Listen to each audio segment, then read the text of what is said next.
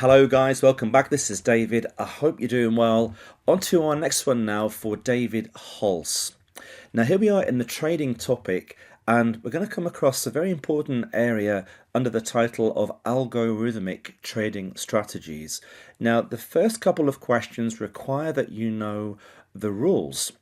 The rules of which type of trades qualify for both arrival price and also for volume weighted average price. And there's a few definitions too. Guys, let's check them out.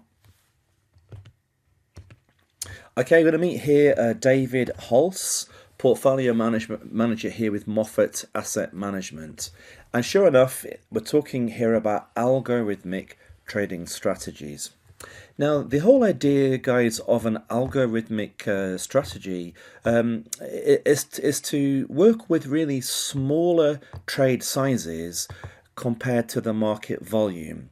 And not every trade will qualify as an algorithmic trade. So we've got some criteria here that I'm putting up here that you're going to use this criteria in the two questions that follow.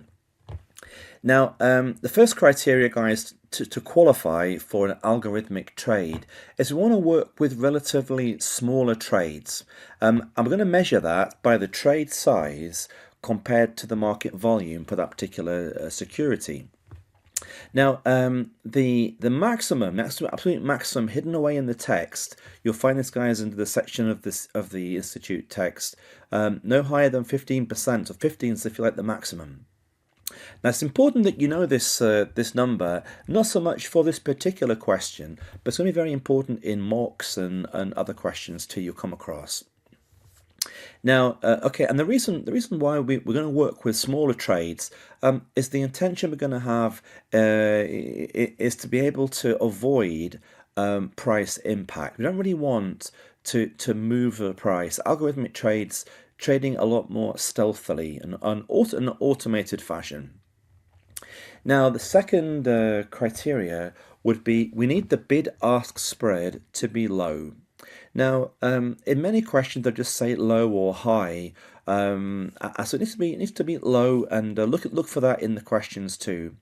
If there is a high bid-ask spread, again, it won't qualify even if the trade size to market volume criteria is met. All these criteria have to be met.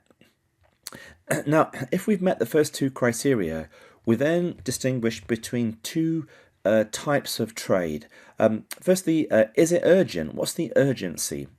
So guys, if it's an urgent trade, typically you've got some hot information. There's some reason why you need to trade very, very quickly, meaning you've got to trade pretty much immediately. In that case, we're going to trade on the next price, i.e. the arrival price. As soon as we can get that price, as soon as we can make our trade, we're going to do that immediately.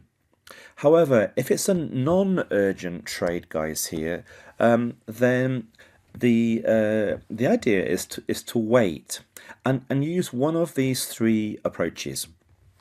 Now, the volume weighted average price idea up the top here as a trading strategy, you get this U shape as far as trades, and oftentimes it means yes, you might do some initial trading at the start of the day, but typically you're waiting to see how the price moves during the day, and if it moves in your favor, trading towards the end of the day. So watch out for any clues about liquidity being highest towards the end of the day. There's no rush because we can wait until the liquidity is in our favor in that way. That's the volume weighted average price. Now, one danger of the volume weighted average price strategy, what happens if the price doesn't go in your favor? In that case, then you might have to wait to the next day, for example. But the point is, it's not urgent, so perhaps it wouldn't be a disaster if you waited till the